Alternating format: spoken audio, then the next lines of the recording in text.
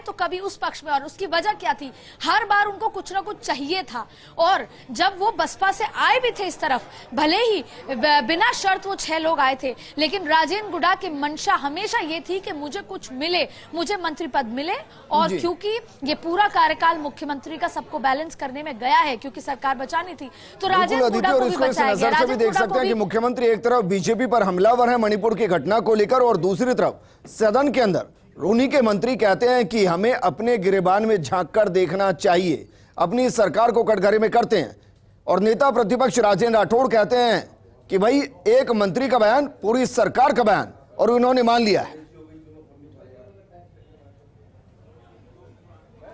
देखिए, बिल्कुल जरूरी है। आपको याद होगा, मैं अभी कल की बात है, जब प्रधानमंत्री मोदी, संसद का पहला दिन था, प्रधानमंत्री मोदी अंदर आते हैं और उन्होंने मणिपुर की मसले पर रिग्रेट जताते हैं, लेकिन मणिपुर की घटना के साथ साथ वो छत्तीसगढ़ की घटना की बात करते हैं, छत्तीसगढ़ के साथ साथ वो राजस्थान की घटना की बात करते हैं, क्योंकि वो ये बताना चाहते हैं कि केवल भाजपा शासित राज्य में इस तरह की चीजें नहीं हो रही। उसके बाद कानून मंत्री अर्जुन राम मेघवाल ट्वीट पे ट्वीट करते हैं, क्योंकि उस ट्वीट पे मैंने उनको जवाब दिया था कि क्या सिर्फ मणिपुर, राजस्थान।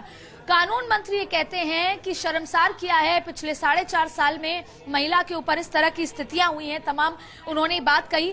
तो कानून मंत्री भी राजस्थान को अटैक करते हैं। तो एक तरफ तो केंद्र सरकार, पूरे केंद्र के मंत्री राजस्थान को अटैक करने लगे, और वहीं दूसरी तरफ खुद राजस्थान का एक मंत्री अपनी ही सरकार पर सवाल उठा रहा है। बिल्कुल अदिति, मैं आपको रोक रहा हूं, अपने दर्शकों को जरा सुनाते हैं कि राजेंद्र गुडा ने बतौर मंत्री विधानसभा के अंदर क्या कुछ कहा, जिसके बाद यह इस्तीफा हुआ है। जरा सुनिए। माननीय राजस्थान मंत्री महोदय बैठिए। ये छगन सिंह बोल रहे हैं, आप जाना चाहिए। सच्चाई है कि हम महिलाओं की सुरक्षा में असफल हो गए, और ये राजस्थान में जिस तरीके से अत्याचार बढ़े हैं महिलाओं के ऊपर, मणिपुर के बजाय हमें अपने गिरेबान में झांकना चाहिए। अदिति, बयान आपने सुना है। हालांकि राजेंद्र गुडा के लिए इस तरीके के बयान देना कोई नई बात नहीं है, उस सरकार को लंबे वक्त से लपेटते आए हैं। उन्होंने तो यहां तक कह दिया था कि अब उनकी पत्नी उनको कहने लग गई है कि आप इतना पंगा मत लीजिए, आपको जेल में डाल देंगे। लेकिन इससे इतर मेरा सवाल यह है कि क्या इस पूरी कार्रवाई को सचिन पायलट गुट से जोड़कर देखा जा सकता है, क्योंकि राजेंद्र गुडा लगातार सचिन के समर्थन में बयान दे रहे थे और यहां एक्शन हुआ है। विजेंद्र, सबसे पहले तो मैं आपको बता दूं कि मैं फर्स्ट इंडिया के साथ साथ भारत 24 के दर्शकों को ये बताना चाहती हूं। यहाँ सबसे बड़ी बात है कि मैं अभी फर्स्ट इंडिया भारत 24 के स्टूडियो में मौजूद हूं, और दोनों ही जो चैनल्स हैं उनके दर्शकों को ये बताना चाहती हूं कि राजेंद्र गुडा को बर्खास्त कर दिया गया है, जो कि राजस्थान सरकार के मंत्री थे। अब विजेंद्र, आपका ये सवाल बहुत रेलेवेंट है, क्योंकि आज जो ये पलटी मारने की, अपनी सरकार पर सवाल उठाने की जो हिम्मत है, वो इसी गुटबाजी के चलते हुई है, क्योंकि उन्होंने सचिन पायलट का समर्थन भी करते हुए, देखिए सवाल ये उठता है कि आज से पहले महेश जोशी पे कोई कार्रवाई नहीं हुई, ना वो मानेसर से लौटे हुए लोगों पर कोई कार्रवाई हुई। कार्रवाई की बात होती रही, लेकिन दिल्ली ने कभी कोई कार्रवाई नहीं की, मुख्यमंत्री ने कोई कार्रवाई नहीं की उस तरीके से। हाँ, मानेसर से लौटे तो उनके मंत्री पद गए, वो बात अलग है। उसके बाद फिर न महेश जोशी पे हुई, ना धर्मेंद्र राठौड़ पे हुई, ना ही तमाम उन लोगों पे हुई, यहां तक कि सचिन पायलट खुद धरने पे बैठ गए थे, तो उनको ये कहा गया कि आप एंटी पार्टी एक्टिविटी कर रहे हैं, लेकिन उन पर भी कोई कार्रवाई नहीं हुई, यानी बर्दाश्त किया गया। बार बार ये समझाया गया। आपको याद होगा कि भारत जोड़ो यात्रा में जब राहुल गांधी आ रहे थे, उस समय केसी वेणुगोपाल आए, सचिन पायलट और अशोक गहलोत के बीच में बैठ के ये कहा गया कि किसी भी तरह की बयानबाजी हम बर्दाश्त नहीं करेंगे, तब भी रोका गया। भारत जोड़ो यात्रा शांति से निकली, अंदर बहुत कुछ हुआ, तब भी राजेंद्र गुडा ने ऑफ रिकॉर्ड, ऑन रिकॉर्ड, मजाक में हंसते हुए अपने ही लोगों को, अपनी ही पार्टी को, अपने ही मुख्यमंत्री को कई बार ऐसी बातें कही जिसको मुख्यमंत्री ने, सचिन पायलट ने या दिल्ली ने इग्नोर किया। लेकिन अब स्थिति दूसरी है। आखिरी बार जब ये बैठक हुई 30-29 लोगों की, जिसमें राहुल गांधी मौजूद थे, उस समय ये बात साफ साफ कही गई थी कि हम सब कुछ बर्दाश्त करेंगे, लेकिन दो बातें, एक इनडिसिप्लिन और एक चुनाव में विनेबिलिटी चेहरा। अदिति, इसको एक और नजर से जोड़ लें। नजर ये कि भाई चुनावी साल है, वक्त बचा नहीं ज्यादा, और अब किसी के इस तरीके के बयानों के लिए इसलिए नहीं दबेंगे क्योंकि हमारे पास बहुमत है। एक दौर वो भी रहा है कि इस तरीके के बयानों को नजरअंदाज किया गया है। ये होता है, जब एकजुटता होती है, जब ताकत होती है तो एक्शन लिया जाता है। और एक और बात, जब आला कमान साथ होता है तब भी जो स्टेट के लीडर्स हैं वो बिल्कुल ताकत से काम करते हैं। यही वजह है कि अब जो फैसले हो रहे हैं तुरंत, जब जिला अध्यक्षों की नियुक्ति, पीसी की नियुक्ति, या ये एक सबसे बड़ा फैसला, और ये फैसला सिर्फ आज के बयान, आज का तो बहुत ज्यादा बड़ा बयान था, जहां एक तरफ राहुल गांधी, विपक्ष, पूरा कांग्रेस संसद में लगातार मणिपुर के मसले को लेकर प्रधानमंत्री का स्टेटमेंट चाहता है, वहीं सरकार को यह कहना पड़ा कि हम चर्चा के लिए तैयार हैं, और लगातार पूरा का पूरा विपक्ष कह रहा है कि पहले प्रधानमंत्री को स्टेटमेंट देना होगा, प्रधानमंत्री को बताना होगा, गृह मंत्री को बताना होगा। वहां पर वही मंत्री, राजस्थान सरकार का मंत्री सदन के अंदर, विधानसभा के अंदर अपनी ही सरकार पर सवाल उठा रहा है। ठीक है अदिति, आप हमारे साथ बने रहिए। हमारे साथ राजस्थान के वरिष्ठतम विशेषज्ञ जो नब्जों के साथ राजनीति को समझते और पॉलिटिकल कॉर्नर के जरिए आप तक बहुत कुछ पहुंचाते हैं, राजनीतिक विश्लेषक के तौर पर आपको बारीकियां समझाते हैं, अनिल सर हमारे साथ हैं। अनिल सर, वैसे तो जिस तरीके के बयान राजेंद्र गुढ़ा ने विधानसभा में दिए, ऐसे वो बाहर भी देते हैं और ना जाने कितने देते हैं, लेकिन ऑन रिकॉर्ड बयान आना, क्या उसका खामियाजा उनको भुगतना पड़ा? देखिए, सदन में आज सरकार को बड़ी शर्मिंदगी झेलनी पड़ी बीजेपी के सामने। जिस मुद्दे पर पूरा देश और पूरा विपक्ष एकता, उस मुद्दे पर उन्होंने डाइल्यूट कर दिया, न केवल डाइल्यूट किया बल्कि अपनी ही सरकार को कटघरे में खड़ा कर दिया। और जो सामूहिक नेतृत्व की, मंत्रिमंडल की सामूहिकता की जिम्मेदारी होती है, उससे बिल्कुल इतर जाकर के उन्होंने जी एक प्रतिपक्ष का काम किया है। और एक सेकंड भी उस बयान के बाद उनको नहीं रहना चाहिए। मैं पहले भी जब उनके बयान आए थे कि सरकार का अलाइनमेंट बिगड़ चुका हमारी सरकार का, तब भी ये सवाल कर रहा था कि फिर क्यों बने हुए हैं जिस सरकार का अलाइनमेंट बन गया उस सरकार में। दरअसल राजेंद्र गुढ़ा को अगला चुनाव कांग्रेस के टिकट पर नहीं लड़ना है। 2 बार वो विधायक बने, दोनों बार बहुजन समाज पार्टी से बने, बाद में बहुमत के लिए जरूरत पड़ी, दोनों बार अशोक गहलोत पूरी बहुजन समाज पार्टी को उन्होंने मिला दिया विधायक दल को। ये कांग्रेस से खड़े होंगे, नहीं जीत सकते। कई निर्दलीय भी ऐसे हैं जो कांग्रेस से खड़े होंगे, नहीं जीत सकते। कांग्रेस का साथ दिया, सरकार बचाई, वो एक अलग बात है, लेकिन उनको अब इंडिपेंडेंटली या किसी और मंच से, जैसे ओवैसी जाके मिले थोड़े दिन पहले ही, जाके राजेंद्र गुढ़ा मंत्री होते हुए ओवैसी से मिले हैं, क्या पता ओवैसी की पार्टी को नोच रहे हो। तो अनप्रिडिक्टेबल होते हैं कुछ लोग राजनीति में, जो कुछ भी बोलते हैं, अपने आप को सीता बोल रहे हैं, मेरे पीछे राम और रावण दोनों भाग रहे हैं। अब राम अशोक गहलोत और पायलट किल में से किसको राम कह रहे थे, किसको रावण कहते।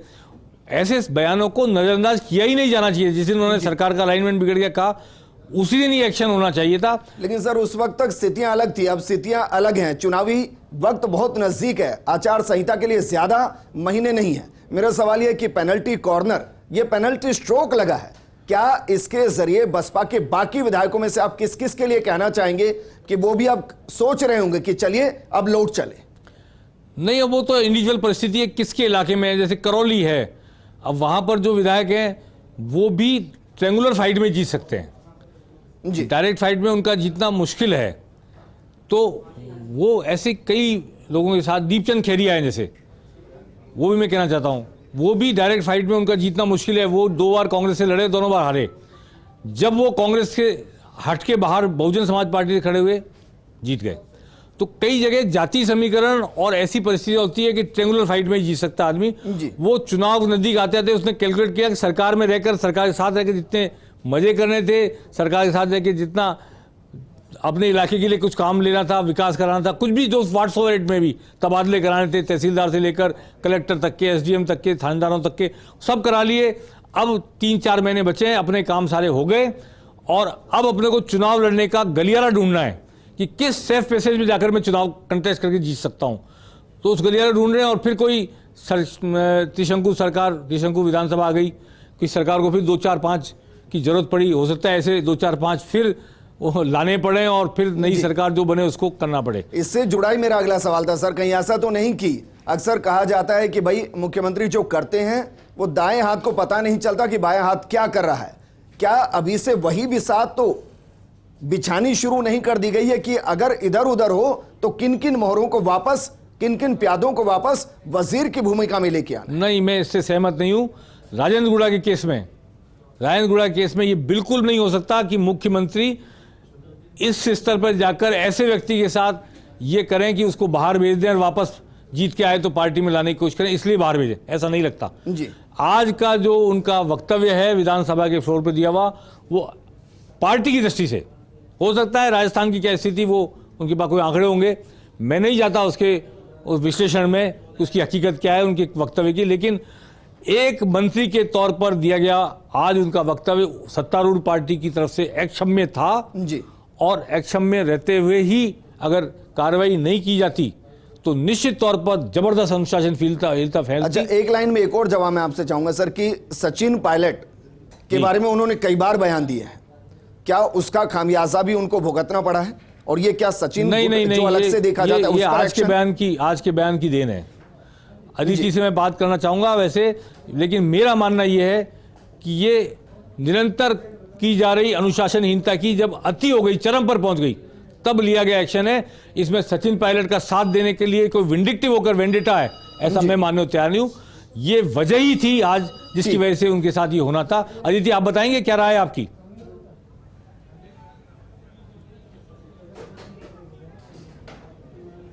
अदिति आप मेरे को सुन पा रही हैं? अदिति सवाल आपसे है। सवाल दरअसल ये है कि कांग्रेस के अंदर बीते कई महीनों से कहूं कि बीते 2-3 सालों से अनुशासनहीनता चरम पर रही, लेकिन कार्रवाई नहीं हुई। वापस जुड़ने की कोशिश करेंगे, लेकिन अनिल सर यही सवाल, कई बार अनुशासनहीनता हुई, अब उसका जिक्र बार बार क्या करें, पब्लिक राजस्थान की जानती है।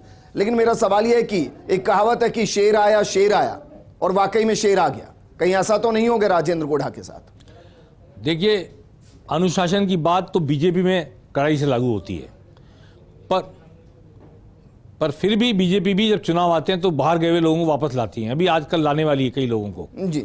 तो ये कहते हैं गरज बावली होती है, तो चुनाव में जीतना एक गरज है और वो बावली है, उस गरज बावली को देखते हुए पार्टियां एक्शन लेती हैं। लेकिन अनुशासन की लिबर्टी जितनी कांग्रेस के भीतर है, कांग्रेस एक लिबरल सी पार्टी है, कई नदियों से मिलकर बनी हुई पार्टी है, कई धाराएं आके मिलती हैं, इसलिए उस तरह की कड़ाई का एक्शन बीजेपी में जैसा होता है वैसा कांग्रेस में नहीं होता और काफी समय तक सहन किया जाता है किसी व्यक्ति को। तो ये वही हुआ है, लेकिन आज जो हुआ है वो आज होना ही था। उन्होंने जो बोला उसके बाद मैं नहीं समझता कि अगर एक्शन नहीं होता तो पार्टी में कोई अनुशासन बच रहता। अदिति आप बताएंगे इस बारे में? अदिति?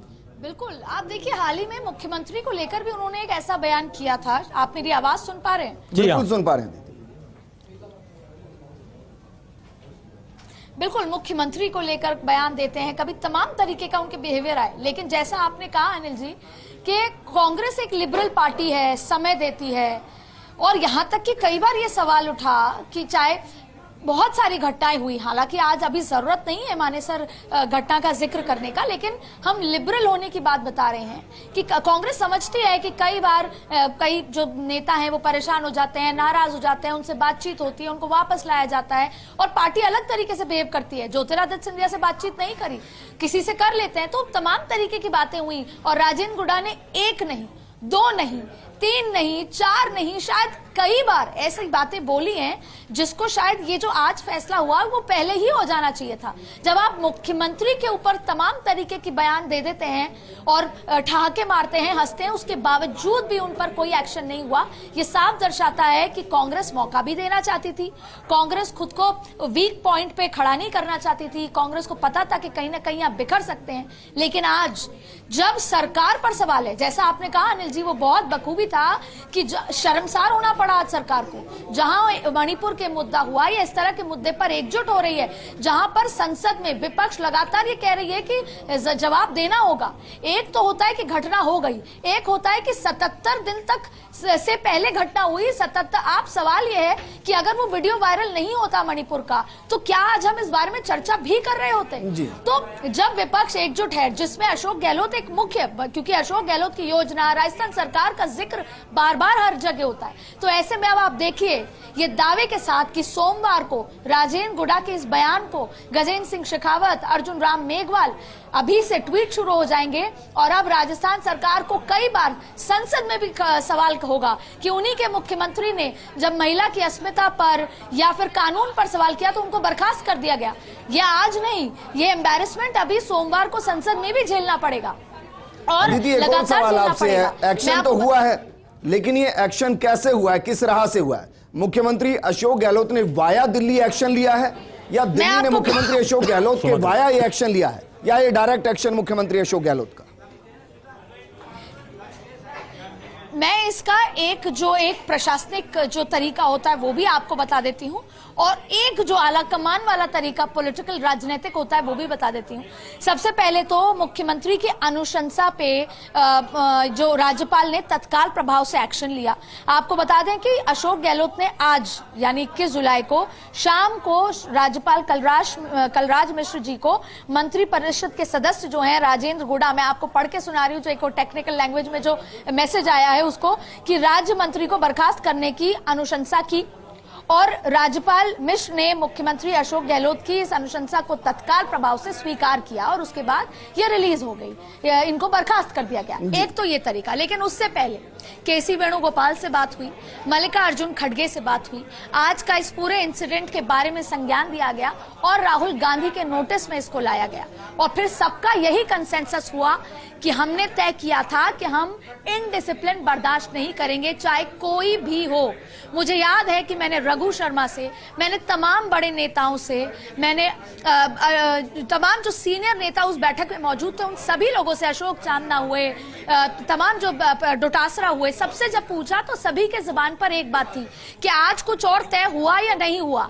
आज राहुल गांधी के सामने, अशोक गहलोत के सामने, सचिन पायलट के सामने ये तय हुआ है कि आज के बाद से इनडिसिप्लिन बर्दाश्त नहीं होगा। और ये कोई एक मामूली इनडिसिप्लिन नहीं था, जहां पर विपक्ष इंडिया नाम के एक उस पे कंसेंसस बनाती है, जहां वो ये ढूंढ रही है कि कैसे सरकार को बैकफुट पे लाया जाए, सरकार जहां नाकाम रही है उस पर लेकर आया जाए। अच्छा, मैं एक बात फिर बता दूं, ऐसा नहीं है कि यहाँ पर हम केवल मणिपुर को कटघरे में खड़ा कर रहे हैं, राजस्थान या छत्तीसगढ़ को नहीं कर रहे।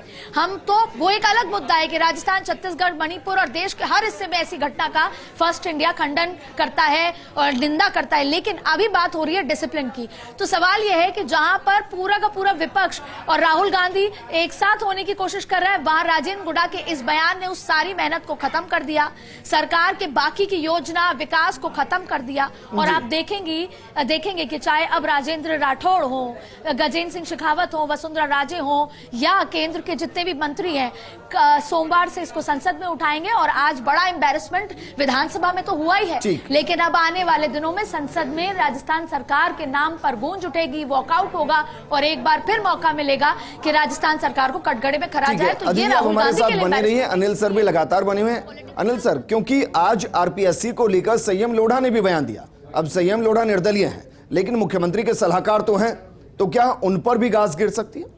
देखिए, मुख्यमंत्री के सलाहकार उस तरह नहीं है कि किसी ऐसे पद पर हैं वो जिसकी शपथ ली करके, संविधान की शपथ ले करके उनको कोई गाड़ी घोड़े मिले हुए हैं, तो ऐसा कुछ भी नहीं है। और वो निर्दलीय हैं, और मैं तो ये जानता हूं कि उनको वही ये सूट करता है कि वो निर्दलीय चुनाव लड़के जीतें, अगर जीत सकते हैं तो। वो भी अगर कांग्रेस से खड़े होते हैं तो वहाँ की लोकल कांग्रेस उनके खिलाफ बीजेपी के साथ मिल जाती है, तो इसलिए। जी ठीक है सर, आप हमारे साथ बने रहिए। अदिति हमारे साथ बनी हुई है, बस एक छोटे से ब्रेक के लिए रुक रहे हैं, जल्द हाजिर।